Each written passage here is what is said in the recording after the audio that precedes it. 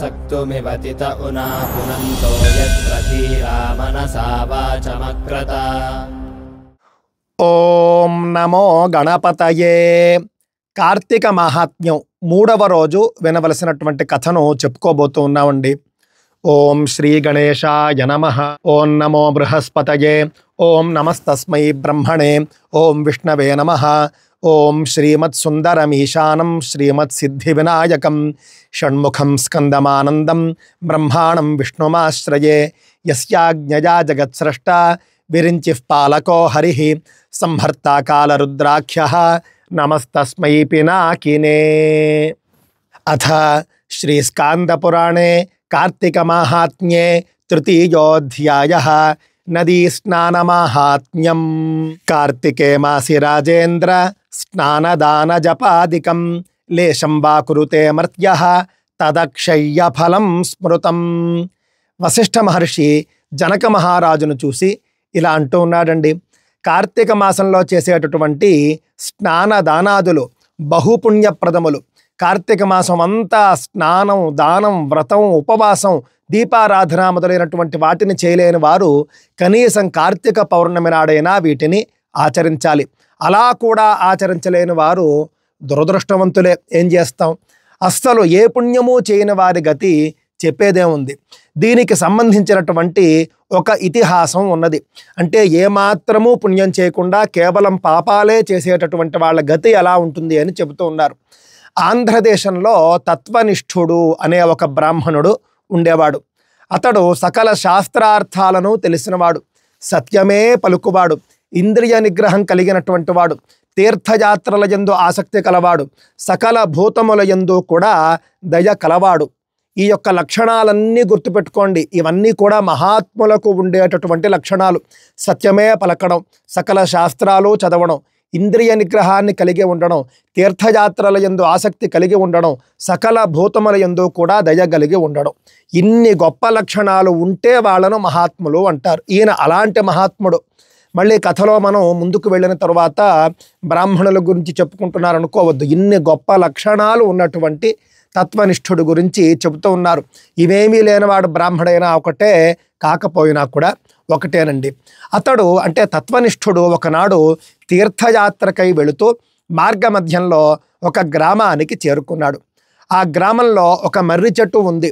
ఆ మర్రి చెట్టు పైన 3 బ్రహ్మరాక్షసులు తల విరబూసుకుని భయంకరంగా నోళ్లు తెరుచుకుని నల్లటి శరీరాలతోనూ కృషించినటువంటి పొట్టలతోనూ ఎర్రటి కళ్ళతోనూ కోర పళ్ళతోనూ చూసేవారికి భయం కలిగేట్టుగా ఖడ్గములు చేతపట్టి సకల భూతాలను కూడా హడలెత్తిస్తూ ఉండేవారు. సకల భూతాలు అంటే సకల జీవులను కూడా హడలెత్తిస్తూ ఉండేవారు. వాళ్లకు భయపడి ఆ మర్రి చెట్టుకు 3 క్రోసుల దూరం వరకు మనుష్యులు కానీ, పశుపక్ష్యాదులు కానీ, మృగాలు కానీ తిరగడం మానేశాయి. ఆ చెట్టు చుట్టూ భయంకరమైనటువంటి చెప్పుళ్ళు ఎప్పుడూ వినిపిస్తూ ఉండేవి. ఆ బ్రాహ్మణుడు తీర్థయాత్ర చేస్తూ కార్తీక మాసం కాబట్టి నదీ స్నానం కోసం వెళుతూ దైవవశాత్తు మర్రి చెట్టు పైనన్నటువంటి ఆ 3 బ్రహ్మరాక్షసులను చూశాడు. చూసి హడలిపోయి గుండెలు ఎదిరిపోతూ ఉండగా, లోకనాయక, దీనబంధో, ఆర్తత్రాణపరాయణ, నన్ను రక్షించు, నాకు నీవు తప్ప వేరే దిక్కు లేదు అని వేడుకుంటూ పరుగెత్తసాగాడు. ఆ బ్రహ్మరాక్షసులు అతడిని తరుముకుంటూ వెంటపడ్డారు. అలా కొంతసేపు అతడిని వెంటాడుతూ దగ్గరకు వచ్చి అతడి ముఖాన్ని చూశారు. అంతే. ఆ విప్రోత్తముడి దర్శనం చేతనే వాళ్ళు సకల పాపాలను పోగొట్టుకొని పూర్వజన్మ స్మృతిని పొందారు. ఆ విప్రోత్తముడి గొప్పదనానికి ఆశ్చర్యపోయి పొగడ్తలతో ముంచెత్తారు. ఆ తరువాత ఇలా అన్నారు: ఓ మహాత్మా, మీ దివ్య దర్శనం చేత మా పాపాలు తొలగిపోయాయి. తమ రాక మాకు ఎంతో ఉపకారమయ్యింది. సాధువులు పరుల కోసమే భూలోకంలో జీవిస్తారు.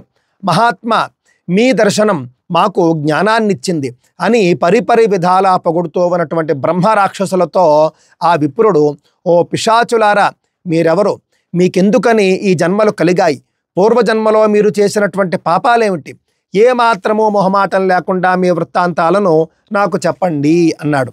అప్పుడు ఆ బ్రహ్మరాక్షసులు తమ తమ కథలను చెబుతూ ఉన్నారండి. ఆ విప్రోత్తముణ్ణి చూసి చూడగానే వాళ్ళలో ఉన్నటువంటి క్రూరత్వం పోయి వాళ్లకు పూర్వజన్మ స్మృతి కలగడం ఏమిటి? నేను ఇందాక చెప్పినటువంటి గొప్ప లక్షణాలన్నీ కూడా ఆయనలో ఉన్నటువంటి సద్విప్రుడు కాబట్టి అన్ని గొప్ప లక్షణాలు ఉన్నాయి, మామూలు లక్షణాలు కాదు. అందువల్ల ఆయన్ను చూసి చూడగానే వీళ్లకు క్రూరత్వం పోయి పూర్వజన్మ స్మృతి కలిగిందండి. వాళ్ళ కథలు వాళ్ళు చెప్పుకుంటూ ఉన్నారు. అందులో మొదటి వాడు చెబుతున్నాడు, ఓ మహాత్మా, నేను ద్రావిడ దేశంలో మందరం అనే గ్రామంలో ఒక బ్రాహ్మణ కుటుంబంలో పుట్టాను. అప్పుడు నేను గ్రామాధికారిగా ఉండేవాడిని. నేను అధికార బలంతో కన్ను మిన్ను గానక కఠినంగా ఉంటూ కేవలం కుటుంబ పోషణ యందు మాత్రమే ఆసక్తి కలిగి ఉంటూ ప్రజలను పీడిస్తూ ఉండేవాడిని. ప్రజల సొత్తు అపహరించేవాడిని. అంతేగాక బంధువులకు కానీ, బ్రాహ్మణోత్తములకు కానీ, బీద సాధలకు కానీ, అనాథలకు కానీ అమావాస్య రోజున కూడా నేను అన్నం పెట్టినటువంటి పాపాన పోలేదు. పాపపు సొమ్ము తరతరాల వరకు పీడిస్తుంది అని చెప్పేసి నేను తెలుసుకోలేకపోయాను. చాలామంది మనం ఇప్పుడు సంపాదించుకుంటే చాలు, డబ్బు మనతో ఉంటే చాలు లోకం గౌరవిస్తుంది, డబ్బు ఉంటేనే గౌరవిస్తుంది, డబ్బు లేకపోతే గౌరవం లేదు అనేటటువంటి ఒక నమ్మకంతో, ఒక అభిప్రాయంతో ఏం చేస్తూ ఉంటారంటే ఎలాగైనా మనం డబ్బును సంపాదించేద్దాం, ధర్మ మార్గంలో సంపాదించాల్సినటువంటి అవసరం లేదు.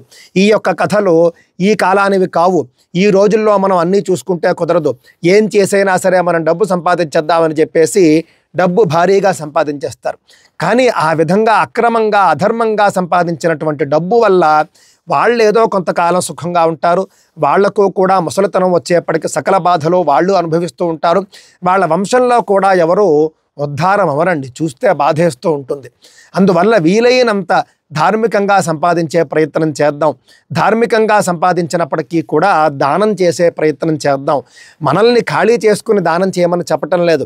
కనీసం మన సంపాదనలో 10% అయినా సరే దానం చేద్దాం. 10% దృష్టిలో పెట్టుకోండి. ఆ విధంగా దానం చేయడం వల్ల మనకు పుణ్యం వస్తుంది. అందువల్ల అతను చెబుతూ ఉన్నాడు, పాపపు సొమ్ము తరతరాల వరకు పీడిస్తుంది అని చెప్పేసి నేను తెలుసుకోలేకపోయాను. ఆ పాపం వల్ల నేను రౌరవాది నరకాలను కొంతకాలం అనుభవించి ఆ తరువాత భూలోకంలో కూడా అనేక నీచ జన్మలెత్తి చివరికి ఈ బ్రహ్మ రాక్షస జన్మను ఎత్తాను. చేసినటువంటి పాపాలకు నరకంలోనూ శిక్షలు వేశారు, కొన్ని జన్మలు ఎత్తాడు. ఇంకా చాలక అతను చేసినటువంటి పాపాలకు ఇన్ని శిక్షలు వేసినా కూడా చాలలేదు. అంత పాపరాశి.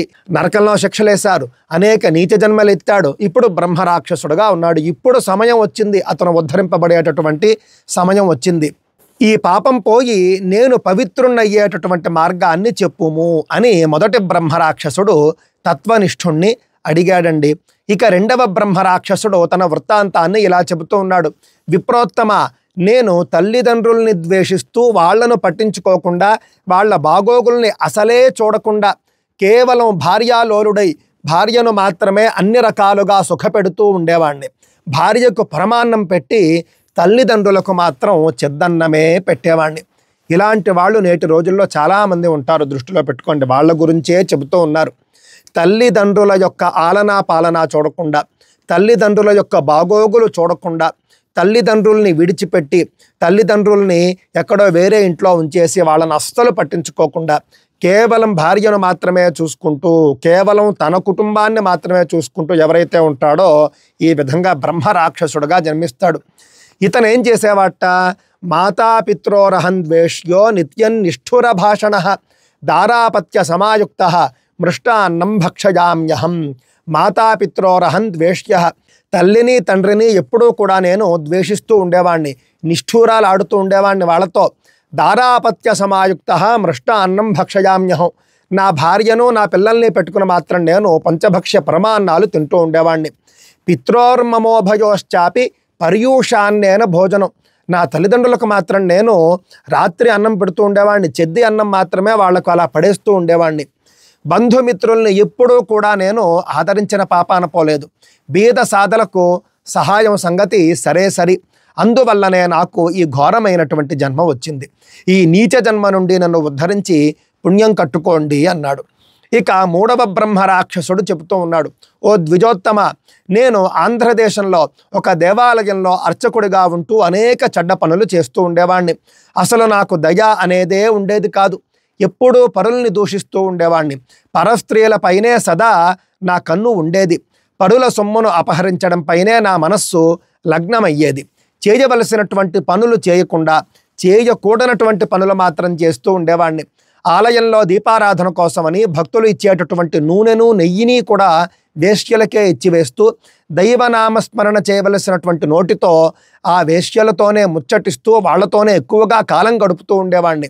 ఆ ఘోరమైనటువంటి పాపాల వల్ల నేను మరణించాక నరకంలో పడరాని పాటలన్నీ పడి మళ్ళీ జన్మనెత్తినప్పుడు పలు నీచ జన్మలెత్తి చివరికి ఈ పాడు జన్మను పొందాల్సి వచ్చింది.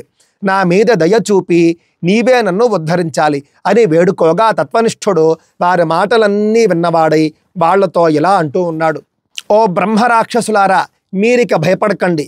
మీరు చేసినటువంటి పాపాలకు తగిన శిక్షల్ని ఇప్పటికే పూర్తిగా మీరు అనుభవించేశారు. కావున మిమ్మల్ని ఈ బ్రహ్మరాక్షస జన్మ నుండి నేను బయటపడేస్తాను అని పలికి కార్తీక మాసంలో కావేరీ నదిలో స్నానం చేసి మరియు ఉపవాసం చేసి ఆ పుణ్యఫలాన్ని ఆ 3 బ్రహ్మరాక్షసులకు కూడా ఇవ్వగా వాళ్ళు ఆ బ్రహ్మరాక్షస జన్మల నుండి విముక్తులయ్యారు.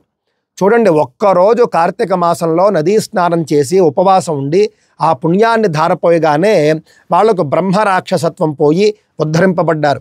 అంతేకాదు వాళ్ళు చేసినటువంటి పాపాలకు అన్ని శిక్షలు అనుభవించారు. అదే దృష్టిలో పెట్టుకోండి. చాలామంది దుష్ప్రచారం చేస్తూ ఉంటారు. అన్ని పాపాలు చేసేసి కార్తీక స్నానం చేసేస్తే పుణ్యం వచ్చేస్తుందా, అన్ని పాపాలు చేసేసి కార్తీక దీపం పెట్టేస్తే పుణ్యం వచ్చేస్తుందా, అన్ని పాపాలు చేసి ఉపవాసం చేస్తే చాలా, ఈ విధంగా రకరకాలుగా మాట్లాడుకుంటూ ఉంటారు. అలా చెప్పలేదండి. ఎప్పుడూ కూడా వాళ్ళు చేసినటువంటి పాపాలకు శిక్ష అనుభవించి ఈ పుణ్యం వల్ల వాళ్ళు ఉద్ధరింపబడ్డారు అని చెబుతూ ఉన్నారు. ఇవన్నీ కూడా పుణ్యాన్నిస్తాయి అనేది మనం తెలుసుకోవాల్సినటువంటి స్పష్టమైనటువంటి ఒక ఉపదేశం అండి. ఆ విధంగా వాళ్ళు బ్రహ్మరాక్షస జన్మల నుండి విముక్తులయ్యారు. కావున కార్తీక మాసంలో పుణ్యస్నానాలు చేసి నక్తాది వ్రతాలు ఆచరించేవారు సకల పాపాల నుండి విముక్తులవ్వడమే గాక 1000 వాజపేయ యాగాలు చేసినటువంటి పుణ్యఫలాన్ని పొందుతారు. స్త్రీ పురుషులందరూ కార్తీక మాసంలో కావేరి, గోదావరి, గంగా, కృష్ణ మొదలైనటువంటి పుణ్యనదుల్లో స్నానాలు చేసి శాస్త్రంలో చెప్పినటువంటి వ్రతాలు చేసి పుణ్యాన్ని పొందే ప్రయత్నం చేయాలి. మోహేనైవాథ వాజ్ఞానాత్ కావేర్యాంచ భృగోదయే యో నిమజ్జతి రాజేంద్ర విష్ణోః పూజాం విధానతః వాజపేయ శతానాంచ ఫలం యాతి న సంశయః येन केनाप्युपायेन कावेर्यां कार्तिके नृप आवश्यकमिदं स्नानं कुर्याद् विष्णुपरायणः तस्मात् कार्तिकमासे तु स्त्रियो वा पुरुषस्य च स्नानमावश्यकं राजन् नात्र कार्या विचारण. కార్తీక మాసంలో ఏం చేసైనా సరే నదీ స్నానం చేయాలి. నదీ స్నానం చేయడం గురించి ఎంత కష్టపడినా పర్వాలేదు, అలాగని ప్రాణాల మీదకి తెచ్చుకోకండి. విషయం చెబుతూ ఉన్నాను. కార్తీక మాసంలో నదీ స్నానం ఎంత గొప్పది. సరే, కార్తీక మాసంలో స్నానం చేయమన్నారు కదా అని చెప్పేసి కొంతమంది రకరకాలుగా మాట్లాడుతూ ఉంటారండి. కార్తీక మాసంలో మీరేమో ఒక్కరోజు స్నానం చేస్తే చాలు పుణ్యం వచ్చేస్తుంది అంటున్నారు. నదిలో చూస్తే కోట్లాది చేపలుంటాయి, కోట్లాది జలచరాలు ఉంటాయి. అదేవిధంగా మనం నదిలోకి ఒక రాయిని తీసుకువెళ్ళి ముంచి తీసుకుని వస్తే దానికి పుణ్యం వస్తుందా, రోలును తీసుకొని వెళ్ళి అక్కడ ముంచి తీసుకొని వస్తే దానికి పుణ్యం వస్తుందా? ఒకసారి నేను ఎప్పుడోనండి ఒక గ్రామంలో చూశానండి. ఒక చర్చి నుండి వచ్చినటువంటి కొంతమంది ఒక ఆటోని వేసుకొని గ్రామంలో ప్రచారం చేస్తూ ఉన్నారు. ఏమిటంటే గంగా నదిలో స్నానం చేస్తే ఎంతో పుణ్యం అంటూ ఉన్నారు. నదిలో ఉన్నటువంటి జీవుల సంగతి ఏమిటి, అవి ఎందుకు వెంటనే వాటి పుణ్య విశేషం చేత అవి మానవ జన్మనెత్తటం లేదు, ఇదిగో దోసకాయ నేను ఇప్పుడు నదిలో ముంచుతూ ఉన్నాను, ఇది ఇప్పుడు వెంటనే మానవ జన్మనెత్తేస్తుందా అని ఎగతాళి చేస్తూ మాట్లాడుతూ ఉండేవారు. దృష్టిలో పెట్టుకోండి, ఈ పురాణాలన్నీ కూడా ఎందుకు చెబుతూ ఉన్నారు అనంటే కార్తీక మాసంలోనైనా ఇంకెప్పుడైనా సరే నదీ స్నానం చేసినప్పుడు పుణ్యఫలం వస్తుంది అనే జ్ఞానాన్ని మనం కలిగి ఉండాలి. నది గొప్పదనం మనం తెలుసుకోవాలి. నదీ స్నానం యొక్క గొప్పదనం తెలుసుకోవాలి. స్నానం చేసేటప్పుడు సంకల్పం చేసుకోవాలి. ఈ పవిత్రమైనటువంటి కార్తీక మాసంలో ఈ పుణ్య నదీ స్నానం వల్ల, ఈ పుణ్య స్నానం వల్ల నా పాపాలు పోతాయి, నాకు పుణ్యం కలుగుతుంది, నా పాపం పోవాలి, నాకు పుణ్యం కలగాలి అని చెప్పేసి సంపూర్ణమైనటువంటి మానసిక భావనతో చేయాలి స్నానం. అప్పుడు మాత్రమే ఫలిస్తుంది. ఏదో ఒక రాయిని ముంచినట్టుగా, రోలును ముంచినట్టుగా అజ్ఞానంతో స్నానం చేస్తే త్రివేణి సంగమ స్నానం చేసినా కూడా ఏ పుణ్యఫలము లేదు. అందుకే మనం అండి కార్తీక స్నానానికి సంకల్పం కూడా చెప్పుకుంటాం. సంకల్పం ఎందుకు చెప్పుకుంటాం? సంకల్పం వల్ల ఎప్పుడు చేస్తున్నాం, ఎక్కడ చేస్తున్నాం, ఎందుకు చేస్తున్నాం, ఇవన్నీ కూడా మనం తెలుసుకుంటాం, చెప్పుకుంటాం. ఆ విధంగా పుణ్యస్నానము అనే జ్ఞానంతో కార్తీక స్నానం చేస్తేనే పుణ్యఫలం వస్తుంది. దృష్టిలో పెట్టుకోండి. ఇది శ్రీ స్కాంద పురాణే కార్తీక మాహాత్మ్యే తృతీయోధ్యాయః. స్వస్తి.